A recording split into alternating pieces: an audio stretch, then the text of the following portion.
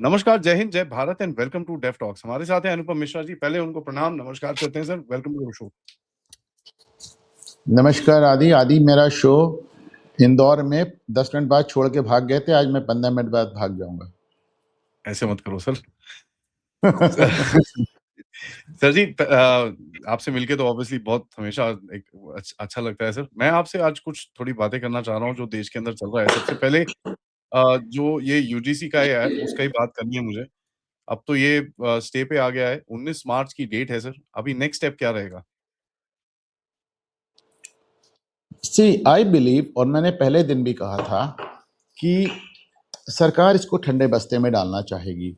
In fact अगर आप देखें तो इंडिया टुडे के जर्नलिस्टों ने इसको बाकायदा इस पे एक ग्रुप टॉक किया है, और जिसमें उन्होंने बताया है कि भारतीय जनता पार्टी के जो लीडर्स थे, वो जिन लोगों ने पिटीशन फाइल की थी यूजीसी रूल्स के खिलाफ, उन लोगों को टिप्स दे रहे थे कि सुप्रीम कोर्ट से इसको खारिज कराने के लिए या स्टे लाने के लिए ये कह देना, ये कह देना।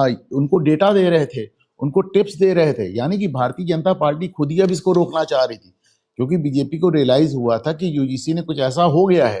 अब ये यूजीसी ने किया, धर्मेंद्र प्रधान ने किया, प्रधानमंत्री नरेंद्र मोदी ने किया, अमित शाह ने किया। I will not get into that, but the fact remains कि बीजेपी को इस बात का एहसास हो गया था कि एक गलत नैरेटिव बिल्डअप हो गया है, और ऐसा नैरेटिव जिसमें सीधे सीधे उनको ब्लेम आ रहा है। देखो, डैमेज तो हुआ है, आदि डैमेज तो हुआ है। डैमेज एक ऐसा डैमेज हुआ है जो आने वाले दिन में भी अब ये देखना होगा कि ये डैमेज कितना डाइल्यूट हो पाएगा। आप देखिए, इतना बड़ा बजट पेश हुआ and people are still talking about UGC resolution, मतलब यूजीसी रूल्स। आप लोग बजट की बात नहीं कर रहे हैं लोग। अच्छा, इसमें हो क्या रहा है कि वो तमाम लोग जो पहले से भारतीय जनता पार्टी या मोदी के विरोधी थे, वो ऐसे मौके का फायदा उठाकर एकदम से रातों रात हिंदू हो गए। तो वो उसका एक फायदा उठा रहे हैं और एक नैरेटिव बिल्डअप कर रहे हैं। और जहां तक बीजेपी की बात है, ऑफिशियली उन्होंने एकदम चुप्पी साध रखी है। ऑफिशियली वो कुछ कह ही नहीं रहे। हालांकि मेरा कहना है कि यूजीसी रेगुलेशंस पे जो कुछ भी विरोध आया, वो भाजपा से ही आया। भाजपा के नेताओं ने विरोध किया, भाजपा के नेताओं ने रिजाइन किया, अखिल भारतीय विद्यार्थी परिषद ने तो बाकायदा लिख कर विरोध किया, सुप्रीम कोर्ट में वकीलों को टिप्स देने यही लोग पहुंचे थे। तो हमें जितनी नजर आए कि किसी कांग्रेसी ने विरोध किया, या किसी समाजवादी पार्टी वाले ने विरोध किया, किसी आम आदमी पार्टी ने, या किसी टीएमसी ने, या किसी डीएमके ने विरोध किया, और तो किसी ने विरोध किया नहीं। तो ये नियम भी भाजपा लाई और इसका विरोध भी भाजपा के अंदर था। और कहीं ना कहीं पार्टी को इस बात का एहसास हुआ कि इससे हमें नुकसान हो रहा है, नुकसान हो गया है। और मुझे नहीं लगता कि अब इसमें कोई बहुत बड़ा अंतर पड़ने वाला है। फिर उसके बाद जो चीफ जस्टिस है सूर्यकांत, आपने उनके इमोशंस देख लिए, आपने उनकी लाइन ऑफ थॉट देख लिए। वो सीधे सीधे कह रहे हैं कि 80 साल हो गया साहब, आप तो जातिवाद खत्म करने की जगह और बढ़ाते ही चले जा रहे हैं। तो ये जो इंदिरा जयसिंह का एक रचा हुआ कुचक्र था, वो कुचक्र तो रचती ही रहती हैं वो, और वो अभी तो फिलहाल मुझे ठंडे बस्ते में जाता ही नजर आ रहा है। और मुझे ये नहीं समझ में आया, मुझे बिल्कुल नहीं लग रहा है कि भारतीय जनता पार्टी आनन फानन में कोई नए रेगुलेशंस तैयार करके यूजीसी के ज़रिए भिजवाएगी। और अभी मुझे लग रहा है कि अभी इतना जो पैशंस हैं इतना हाई चल रहे हैं, इमोशंस इतने ज़्यादा हीटेड हैं कि मुझे नहीं लगता है कि सरकार या पार्टी इस समय कोई रिस्क लेना चाहेगी। For the time being I think कि ये मामला टल गया है। सर, मेरा अगला सवाल आपसे रहेगा योगी जी के बारे में। ये जो पूरा चीज़ हुआ, एक नैरेटिव बड़ा चला है कि भई योगी जी के टारगेट करने के लिए किया गया है। क्या कहते हैं इसके ऊपर सर? मेरा तो दावा है कि ये सिर्फ योगी जी के लिए किया गया है। लोकसभा चुनाव अभी बहुत दूर है। आप मोदी पर निशाना लगा रहे हैं, पर मोदी चुनाव लड़ेंगे जाकर 2029 में। तो अभी तो 25 खत्म हुआ है। अगले उत्तर प्रदेश में 1 साल बाद चुनाव, और ये सारा जितना आप खेल देख रहे हैं, यूपी चुनाव के मद्देनजर पैदा किया गया है। पिछली बार भी आप देखें, एक फर्जी राजपूत हैंडल्स बनाकर एक बहुत बड़ा नैरेटिव खड़ा किया गया था योगी के ही खिलाफ, उसका नुकसान भी नजर आया था। इस बार भी एक ब्राह्मण नैरेटिव बनाया जा रहा है कि ब्राह्मण्स के साथ ठीक नहीं हो रहा है। तो हर बार इस तरह की चीजें होती रहती हैं। दिक्कत यह है कि योगी आदित्यनाथ इतिहास में उत्तर प्रदेश के सबसे लंबे समय तक मुख्यमंत्री रहने वाले व्यक्ति हो गए।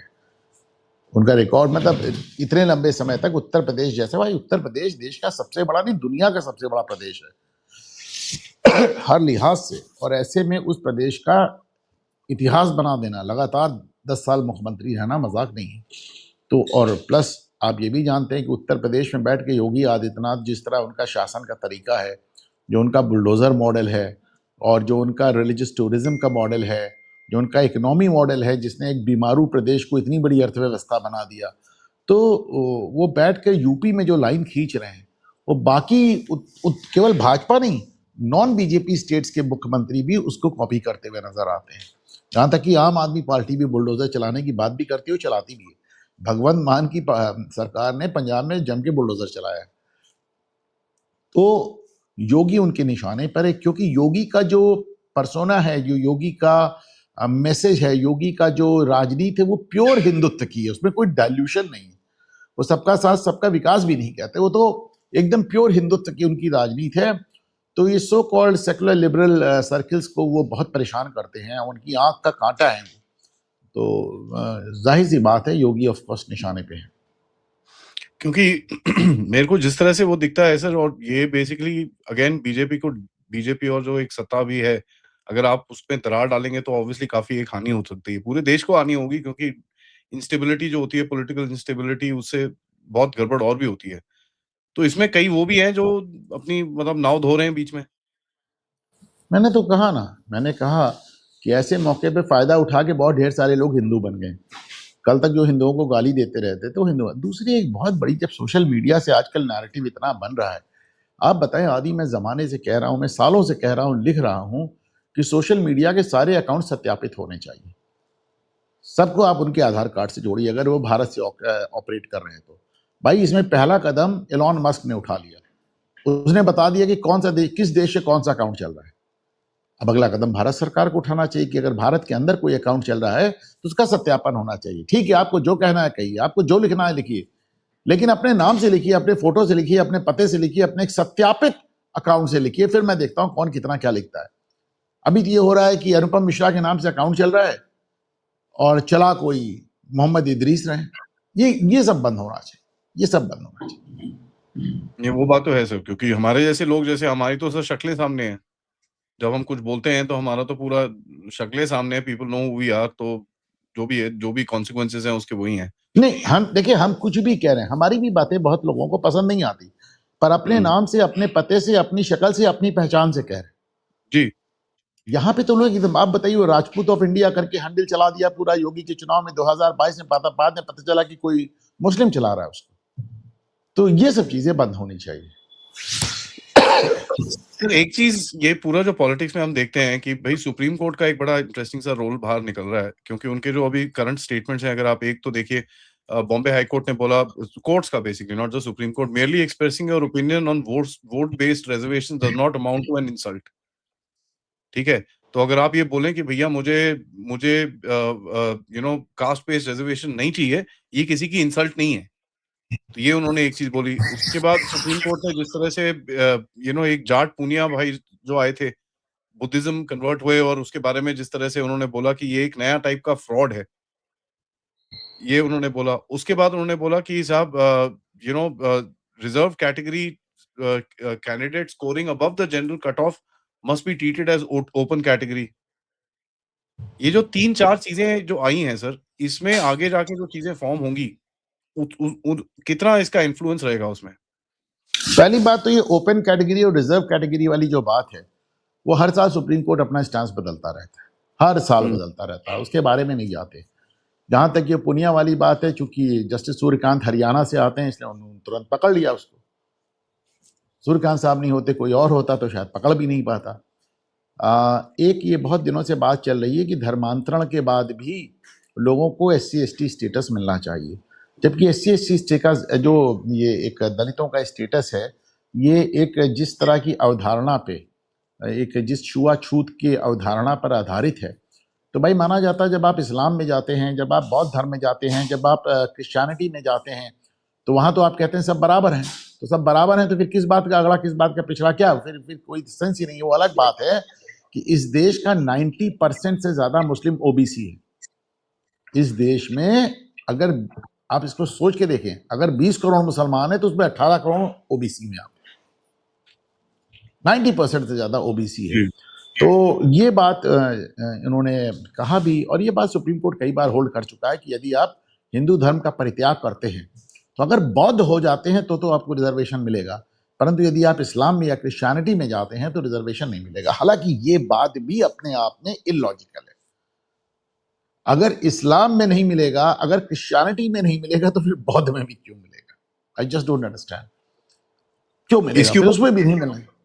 इसके ऊपर इलाहाबाद हाई कोर्ट का भी एक महीने 1 डेढ़ महीने पहले इनका एक स्टेटमेंट था, जहां पर उन्होंने बोला एनीवन इन यूपी जिन्होंने क्रिश्चियनिटी को कन्वर्ट करा है, वो बिल्कुल भी ऐसी बेनिफिट्स नहीं होंगे। As a matter of fact अरे उन्होंने 4 नहीं, महीने सारे हाई कोर्ट और सुप्रीम कोर्ट इसको कई बार रेखांकित कर चुके हैं। सोनिया सर गांधी ने अपने टाइम में प्रयास किया था क्रिश्चियनिटी में कन्वर्ट होने के बाद भी लोगों को शेड्यूल कास्ट बेनिफिट मिलते रहे, शेड्यूल ट्राइब बेनिफिट मिलते रहे, पर वो हो नहीं पाया। तो वो तो क्रिश्चियनिटी को प्रमोट करना चाहती थी, हम जानते हैं। लेकिन सारे कोर्ट्स इस बात को मतलब बहुत ही फर्मली ले डाउन कर चुके हैं कि ये धर्मांतरण के बाद संभव नहीं है। और दूसरे एक बात रह जाती है कि साहब क्या इंसल्ट है और क्या इंसल्ट नहीं है। तो सुप्रीम कोर्ट कई बार इस बात को कह चुका है कि SC/ST केस भी तभी लगेगा जब आपकी इंटेंट, यानी आपका इरादा, आपकी नीयत किसी को जाति के आधार पर अपमानित करने की हो। यदि आप एक शेड्यूल कास्ट के बंदे को अगर आप थप्पड़ भी मार देते हैं, लाठियों से मार देते हैं, तो जब तक आपके दिमाग में और आपके इंटेंट में और आपने ये ना जाहिर किया हो कि तुम्हारी पिटाई इसलिए हो रही क्योंकि तुम शेड्यूल कास्ट हो, तब तक आपके ऊपर SC/ST एक्ट नहीं लगेगा, कानून की बाकी धाराएं लगेगी। क्योंकि ये जो पूरा ये जो चल रहा है, इसमें यूपी में तो बोला हुआ है कि नहीं, डीएम ये को मजाक है यार, ये मजाक है। आप देखिए उत्तर प्रदेश में वो रामलीला हो रही, और उसमें वो जो कैरेक्टर राम बना है उसने बाण चलाया, और जो कैरेक्टर रावण बना था उसकी आंख में लग गया। और जो चूंकि जो रावण जो बना था वो शेड्यूल कास्ट से आता, तो उन्होंने SC/ST एक्ट लगा दिया राम बनाए हुए कैरेक्टर। ना what type of nonsense is that? और सबसे बड़ी बात, इसे पुलिस बहुत दोषी है। आप कुछ भी लिख कर दे, आपको मालूम होना चाहिए आदि, आप सिर्फ शिकायत करते हैं, आपकी शिकायत कानून की किस धारा में दर्ज होगी, उस पर कौन कौन सी धाराएं लगेंगी, ये पुलिस तय करती है। तो अगर पुलिस उसके बाद इस तरह की बेवकूफी की हरकतों पे SC/ST एक्ट लगा रही है, तो पुलिस वालों की खबर ली जानी चाहिए। तो यही मेरा सवाल, ऐसे मैंने 2-3 चीजें ऐड करी हैं अपने ये जो यूजीसी के साथ में, जो संदर्भ में जो चीजें हैं उनको ऐड करा है। इसका कोई फ्यूचर यूजीसी की जो गाइडलाइंस बनेगी, इसका कोई इम्पैक्ट रहेगा उन पे सर?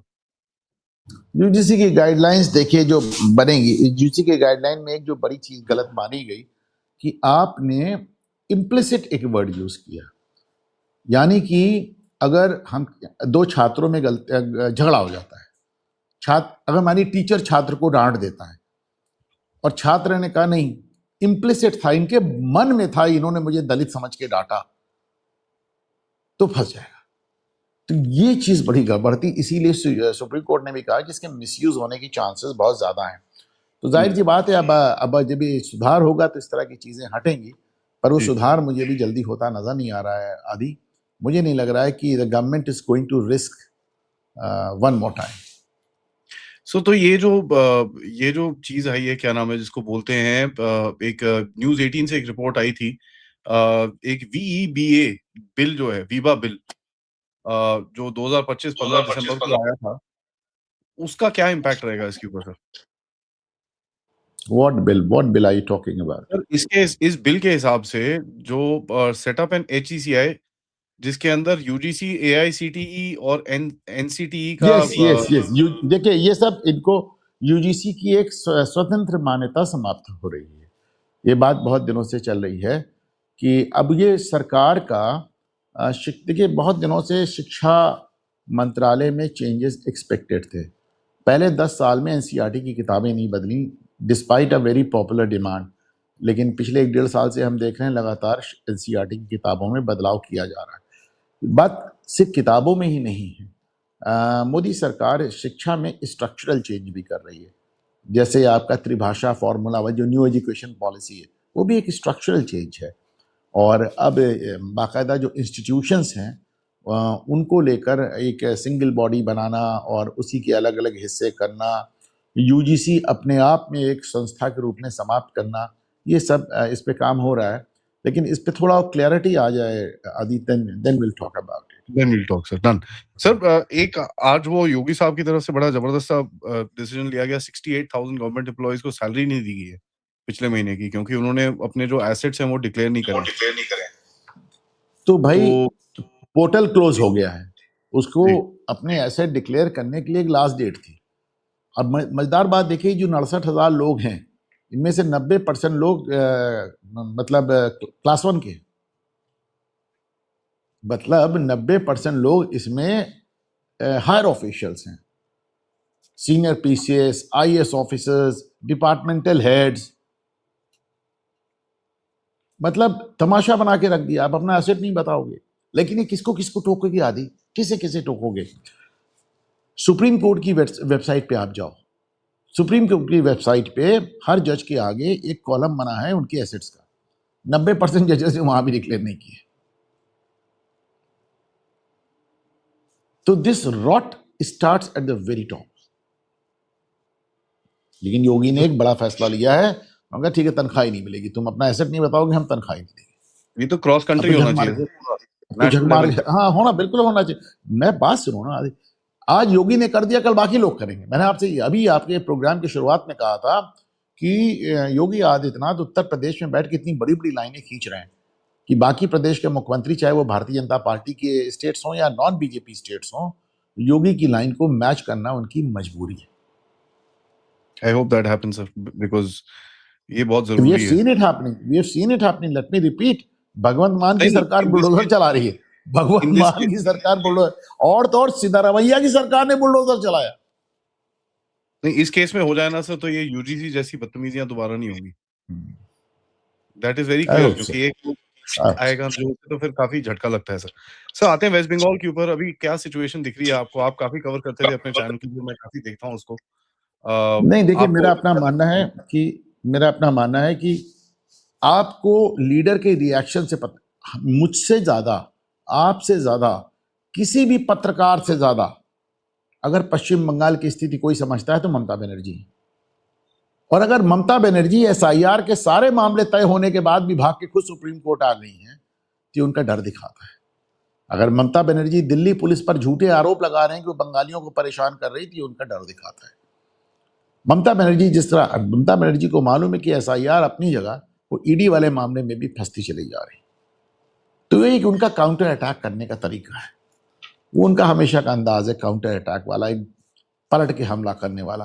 तो इसके पहले कि सुप्रीम कोर्ट में उनकी ये ईडी के साथ जो मारपीट हुई और जो छीना झपटी हुई, तो उसका मामला वापस आया, उसके पहले उन्होंने सुप्रीम कोर्ट में खुद ही एसआईआर के बहाने एंट्री ले ली है। तो ये ममता बनर्जी का डर दिखाता है। और राजनीति में मैं हमेशा कहता हूं आदि कि शोले की तरह जो डर गया वो मर गया। बात सही है सर। मेरे को एक सवाल पूछना है, अभी तक तो इलेक्शन अनाउंस हो जाना चाहिए था वेस्ट बंगाल में। हो जाएगा, एनी डे ना हो जाएगा। कि डिले हो रहा है सर? क्योंकि कई एक वो नहीं, भी चल रहा है। डिले, अरे भाई डिले नहीं कर सकते ना आप। डिले करने का मतलब है प्रेसिडेंट रूल। डिले करने का मतलब है प्रेसिडेंट रूल। भाई एक विधानसभा 5 साल से ज्यादा कंटिन्यू नहीं कर सकती। एक बस वही पॉइंट है ऑफ ना। टाइम के बाद, विधायक नहीं बचेगा, मंत्री नहीं बचेगा, मुख्यमंत्री नहीं बचेगा, स्पीकर नहीं बचेगा। Then president rule. यही मैं पूछ रहा हूँ आपसे, इज दिस द अभी भी रूट? देखिए, आज भी बंगाल में बहुत ज्यादा तमाशा हुआ है, काफी पत्थरबाजी और बमबाजी आज भी हुई है। तो ठीक है, आप अगर ऐसा कोई तमाशा करेंगी तो कोई बड़ी बात नहीं कि चुनाव ही ना हो पाए। और नहीं हो पाया, अगर 1 साल बाद हुआ तो फिर आप समझ लीजिए किस शासन में हुआ। मैं वही पूछ रहा हूँ आपसे, क्योंकि अभी जो ज्यादा फोकस मेरे को बीजेपी की तरफ से दिख रहा है, वो तमिलनाडु में दिख रहा है सर। मुझे बंगाल में इनका फोकस अभी दिख नहीं रहा, जितना ये लोग बात करनी चाहिए और कर रहे हैं। ऐसी बात नहीं है कि वो नहीं है, बट जो सीनियर लीडरशिप है अमित शाह साहब का, इनका सबका फोकस अभी तमिलनाडु पे दिखता है, जो अभी तो ज्यादा लौटे स्टेट। बंगाल, अभी तो बंगाल से पीएम लौटे। अब वो भी है ना sir, but I am just talking about political environment. क्या मैं इसको सही रीड कर रहा हूँ कि नहीं? क्योंकि मेरे को कहीं ऐसा तो नहीं है कि पहले तमिलनाडु और ये सब करा लो, उसके बाद लास्ट में जाके बंगाल कराओ। सी, किसी भी प्रदेश में चुनाव टालना बहुत बड़ा डिसीजन होता है। आदि किसी भी प्रदेश में आप कहते हैं चुनाव ही नहीं हो पाएगा, फिर उसके लिए फिर मणिपुर जैसी स्थिति चाहिए। जोक सपाट, आप लाइटर वेन में कुछ भी कह लें, पर पश्चिम बंगाल में चुनाव टालना इतना आसान नहीं होगा। फिर इसके लिए बहुत बड़े बवाल की जरूरत होगी। और ममता बनर्जी ने बहुत कोशिश की है कि उनके प्रदेश में इस समय बवाल ना हो। इतने में तो टीएमसी वाले दौड़ा दौड़ा के मारना शुरू कर देते हैं भाजपा वालों को। वो भी जान रहे हैं कि अगर ज्यादा बवाल हुआ तो चुनाव टल गया, और चुनाव टल गया तो राष्ट्रपति शासन तो ममता बनर्जी फिर एकदम ही सुपड़ा ही साफ हो जाएगा। तो किसी भी प्रदेश में चुनाव टालना 5 साल के बियॉन्ड बहुत मुश्किल बात है। क्योंकि ये बड़ा इंटरेस्टिंग सा जिस तरह से ये खुल रही है ना चीज, ये बहुत इंटरेस्टिंग है सर, बहुत ज्यादा इंटरेस्टिंग है। क्योंकि ये अगर इस तरह ही जाता है, इसका मतलब क्या सर? और ये तो ठप हो गया, पूरा पूरा गेम ही ठप हो गया इनका, और वो चलेगा नहीं। तो ये आई मीन हो सकता है, कोई भरोसा नहीं है।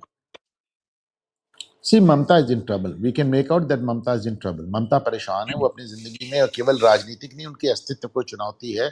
क्योंकि ममता अगर यदि चुनाव हार जाती हैं तो इन्हें मालूम है कि ममता अभिषेक सब के सब जेल में नजर आएंगे, जिस तरह का उन्होंने घोटाले करके रखे हैं। तो वो अपने अस्तित्व की लड़ाई लड़ रही हैं। तो आप उनसे मान के चलिए कि no holds barred. Okay, let me थोड़ा सा ट्विस्ट है सर। आईपैक का भी पूरा वो इन्वेस्टिगेशन चल रहा है। सुप्रीम कोर्ट ने भी वहां पर उसमें अपनी बड़ा क्लियरली बोला कि भैया यहाँ पर कुछ चीजें हैं, इनको देखना है। तो ये भी इन्वेस्टिगेशन की वेट करें। आईपैक तो कोर है ना सर। तो मैंने तो बोला ना कि ईडी के चुनाव इसके पहले कि सुप्रीम कोर्ट में सुनवाई के लिए आए, उन्होंने काउंटर अटैक किया है एसआईआर के बहाने। उन्हें मालूम कि ईडी का मामला सुप्रीम कोर्ट में आने वाला है सुनवाई में। उन्हें मालूम कि अगर सीबीआई इंक्वायरी हो जाती तो she will be in trouble. तो ऐसे में उन्होंने एक पलटकर हमला किया है एसआईआर के बहाने और दिल्ली पुलिस के बहाने। बट दैट इज ममता। उनका राजनीति हमेशा ऐसी रही है। ये तो पासा उल्टा पड़ेगा इनके लिए सर, बहुत बुरी तरह से। मुझे नहीं लगता कि एसआईआर में ममता के पास अब कहने को कुछ भी है। एसआईआर वाले इशू को इस कदर ड्रेन कर दिया गया है, इतना स्क्वीज कर दिया गया है। मुझे नहीं मालूम कि ममता बनर्जी ऐसी क्या बात कह देंगे जो अब तक प्रशांत भूषण नहीं कह पाए, कपिल सिब्बल नहीं कह पाए, अभिषेक मनु सिंघवी नहीं कह पाए, राहुल गांधी नहीं, कोई नहीं कह पाया। मुझे नहीं लगता है कि ममता ऐसी क्या बात एसआईआर को लेकर रख देंगी। तो इसके अगेन इसको अगर आप देखें, राहुल गांधी हो रहा है, बट कांग्रेस की तरफ से भी 45 दिन तो निकल गए सर बिहार के इलेक्शन को चैलेंज करने के लिए। वो तो गया कभी टाइम। नहीं, उन्होंने कभी नहीं चैलेंज किया। उन्होंने कभी नहीं चैलेंज किया। 60 लाख लोगों में से 6 आदमी निकल के नहीं आते जो कहते हैं कि मेरा। अभी देखिए, वो शकील अहमद कहते तो हैं, शकील जो इनके यहाँ पहले मंत्री थे, उन्होंने कहा मैं बिहार से आता हूं। उन्होंने कांग्रेस से भी इस्तीफा दिया है और राहुल गांधी को डरपोक बताया है। वो कहते तो हैं कि भाई हम लोग 60 लाख में से 6 आदमी नहीं ढूंढ पाए। तो वो चैलेंज नहीं हो सकता। मैं वापस आता हूँ सर आपके स्टेट के ऊपर। अभी वहां पर जो अब शंकराचार्य बोलूं क्या बोलूं, मुझे नहीं पता। उन्होंने बोला योगी को 40 दिन देते हैं प्रूव करने के लिए कि वो हिंदू है। अब ये तो लोग तय कर लेना कि कौन हिंदू है कौन नहीं है। मुझे नहीं लगता योगी आदित्यनाथ को किसी के सर्टिफिकेट की जरूरत है। अलबत्ता अविमुक्तेश्वरानंद को अभी सुप्रीम कोर्ट से क्लियरेंस चाहिए। सुप्रीम कोर्ट ने सिर्फ अविमुक्तेश्वरानंद पे नहीं, उनके गुरु जिनकी इन्होंने दीक्षा ली है, जिनके ये फॉलोअर हैं, जिनकी जगह ये बैठे हैं, सुप्रीम कोर्ट ने तो उनके गुरु को भी स्टे दिया हुआ था। उससे वो इलाहाबाद हाई कोर्ट ने तो इनके जो गुरु हैं, गुरु थे जो अब ब्रह्मलीन हो गए, स्वामी स्वरूपानंद सरस्वती, उन्हीं के शंकराचार्य पे उनके नामांकन को रद्द कर दिया था। तो सुप्रीम कोर्ट से स्टे लेके उन्होंने अपना जीवन व्यतीत किया 2017 से 22 तक, और उसके बाद तब से सुप्रीम कोर्ट के स्टेप ये भी है। लेकिन सुप्रीम कोर्ट ने इनको रोक रखा है कि अपने को शंकराचार्य ना कहें। ये छवर इस्तेमाल ना कर, दुनियादारी सब रोक रखा है, लेकिन भाई कहते हैं करते हैं, कोई कैसे रोक लेगा उन्हें? तो एकदम हम सब जानते हैं कि धरना शंकराचार्य है। आप ये पूरे एप्स्टीन फाइल के ड्रामा को कैसे देखते हैं सर? मैंने तो सोचा था कि आज पार्लियामेंट में एप्स्टीन फाइल को लेके कुछ करेंगे। वो ट्विटर में था, पार्लियामेंट में सी एप्स्टीन ने अपने आप से अपने को क्या मेल कर लिया, इसमें मैं क्या जवाब दूं? एक बार अरुण शौरी ने कहा था कि अगर दो वेश्याएं, दो प्रोस्टिट्यूट्स एक तीसरे आदमी के बारे में बात करते हैं तो ये उनका ग्राहक या दलाल नहीं हो जाता। आई एम सॉरी टू से दिस, लेकिन yes, this is a very apt example. Epstein अपने आप से क्या बात कर रहा है? जब तक उसके पास बिल क्लिंटन और प्रिंस एंड्रू और इन तमाम की तरह पिक्चर्स ना हो, वो क्या कह रहा है? वैसे भी एक पॉलिटिकल बात कह रहा है कि मोदी कह रहे थे कि मैं इजराइल गया, मैंने डोनाल्ड ट्रंप की पैरवी की, वगैरह वगैरह। ठीक है, कहते रहने, उसमें क्या किया जाए भाई, एक कन्विक्टेड क्रिमिनल। दूसरी बात, 2019 की बात कर रहा है। 2019 में एप्स्टीन गिरफ्तार हो गया, 2019 में उसकी डेथ हो गई। अब आप सोचें कि जो आदमी एक बार गिरफ्तार होकर छूटा था, दूसरी बार गिरफ्तार हुआ, आपको लगता है कि नरेंद्र मोदी एक कन्विक्टेड क्रिमिनल से क्या बात करेंगे भाई? दैट इज लाइक सेइंग कि मतलब आज की तारीख की नरेंद्र मोदी दाऊद इब्राहिम से बात कर रहे हैं या छोटा राजन से बात कर रहे हैं। Doesn't make sense. वो बात तो वो सही है तो sir.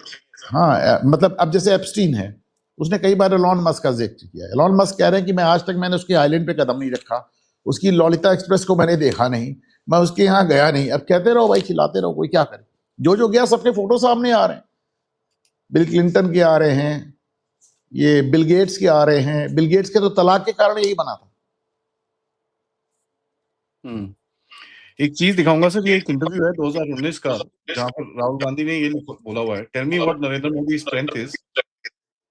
His strength is his incorruptible image. I am going to rip that strength to pieces and I'm going to take it and shred it.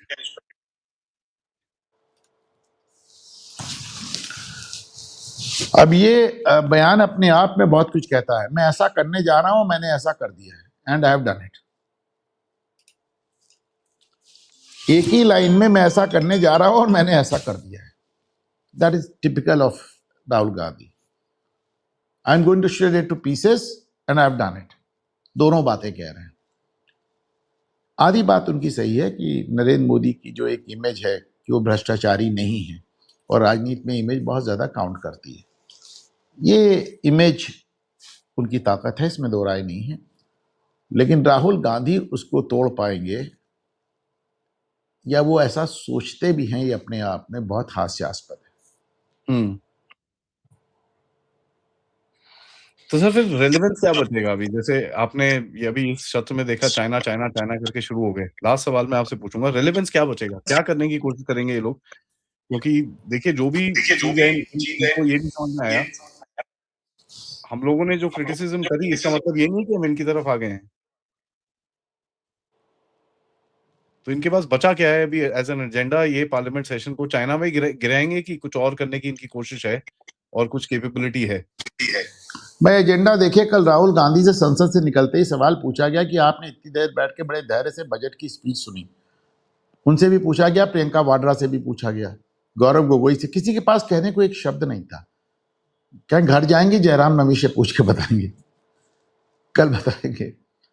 तो द फैक्ट रिमेन्स कि वो बैठते जरूर है वहां पे। एक तो बजट अपने आप में बोरिंग होता है, आपको मालूम है आदि। वो जब तक कोई बहुत बड़ा अर्थशास्त्री ना हो, उसको बातें बहुत ज्यादा अपील नहीं करती। राहुल गांधी को तो वैसे भी आम बात समझ में नहीं आती, तो जाहिर सी बात है पूरा बजट उनके सर के ऊपर से गया। तो ऐसे में राहुल और प्रियंका दोनों ही आपको कैमरामैन से भागते हुए नजर आए। वो लोग जो कैमरा के सामने खड़े होकर कहते थे India is a dead economy, वो आज जब बजट पेश हुआ तो कैमरे से मुंह चुराते नजर आए, क्योंकि उनकी समझ के बाहर था। अब वो घर जाएंगे, जयराम रमेश से ट्यूशन लेंगे, उससे चिट लिखवाएंगे। कल मैंने देखा ममता बनर्जी बोल रही थी बजट के बारे में, छोटी सी चिट हाथ में लिए उससे पढ़ पढ़ के बोल रही थी। तो इस देश के मुख्यमंत्री और प्रधानमंत्री के दावेदार ऐसे लोग हैं जो बजट पे दो शब्द अपने मुंह से नहीं बोल सकते जब तक उन्हें लिख कर ना दिया जाए। बहुत सही बात बोली, बहुत सही बात बोली। लास्ट में सब मैं स्क्वीज इन करता हूँ। एक इंडस्ट्रियलिस्ट है जिनके ऊपर बड़ा 12,000 करोड़ रुपए का झटका लगा है सडनली। आप जानते ही होंगे, एक भाई हैं। अब ये क्या हुआ सर सडनली पूरा मतलब Axe is cracking down. See, I have no idea what you're talking about. You know, I've been traveling last 4 days. I don't know which industries you're talking about. लेकिन इसमें दोहराए नहीं है कि ये जो मनी लॉन्ड्रिंग है या जो टैक्स इवेजन है या फिर जो एक फर्जी फाइनेंशियल पॉलिसीज हैं उस पर सरकार बड़ा ज़बरदस्त क्रैकडाउन लगातार कर रही ये है। वाले इंडस्ट्रीज हैं सर। हाँ,